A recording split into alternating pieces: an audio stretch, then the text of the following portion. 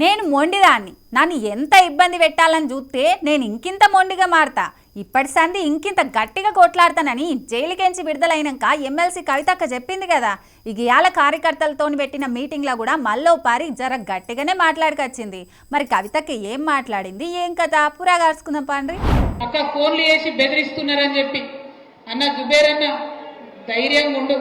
ఎవరెవరు బెదిరిస్తున్నారో వాళ్ళ పేర్లు బరాబర్ పింక్ బుక్ లో రాస్తాం. ఇడిచిపెట్టేదైతే ఉండదు, అందులో ఏమీ ఆలోచించద్దు. కేసీఆర్ సార్ మంచోడు కావచ్చు, నేను కొంచెం రౌడీ టైపే, ఎట్టి పరిస్థితిలో ఇడిచిపెట్టుడు ఉండదు. ఇక్కడికి బాన్స్వాడలో మిమ్మల్ని సతాయించి మిమ్మల్ని పోలీస్ స్టేషన్కి ఈడ్చినటువంటి ఏ ఒక్కరిని కూడా నేను మాత్రం క్షమించే అవకాశమే ఉండదు. పింక్ బుక్ బరాబర్ పెడతాం, అందులో పేర్లు రాస్తాం. అది అధికారులు కావచ్చు, నాయకులు కావచ్చు, ఎవరిని కూడా వదిలిపెట్టాం.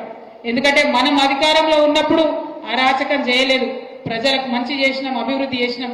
ఇవాళ మీరు పార్టీ మారినంత మాత్రాన ఈ గులాబీ కండువానేదో గదరించి పెడదాం, భయపెట్టించి పెడదాం అనుకుంటే మీ తాట సప్పులకు భయపడేటోళ్ళు ఎవరు లేరు.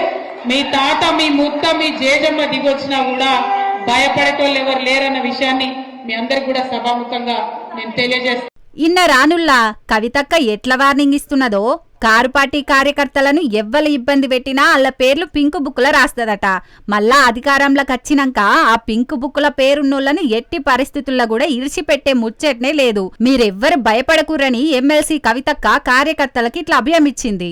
బాన్సువాడల బీఆర్ఎస్ పార్టీ రజతోత్సవ సభ కోసానికి ఏర్పాటు చేసిన సన్నాహక సమావేశానికి వచ్చిన ఎమ్మెల్సీ కవితక్క బీఆర్ఎస్ పార్టీ రజతోత్సవ సభకు ఓవద్దని బెదిరించినోళ్లకు ఇట్లా వార్నింగ్ ఇచ్చింది.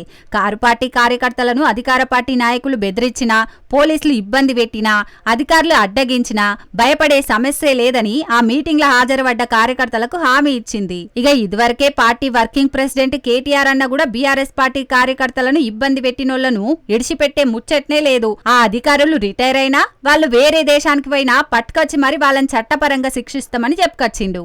మొత్తానికైతే కొంతమంది అధికారులు లీడర్ల దగ్గర మెప్పు పొందడానికి అత్యుత్సాహం చూయించి ఇబ్బందులు పడుతున్నారు. పోయిన బీఆర్ఎస్ పార్టీ సర్కారు ఉన్నప్పుడు ఆ పార్టీ లీడర్లకు అనుగుణంగా పనిచేసిన వాళ్ళు ఇప్పుడు ఇబ్బంది పడుతున్నారు.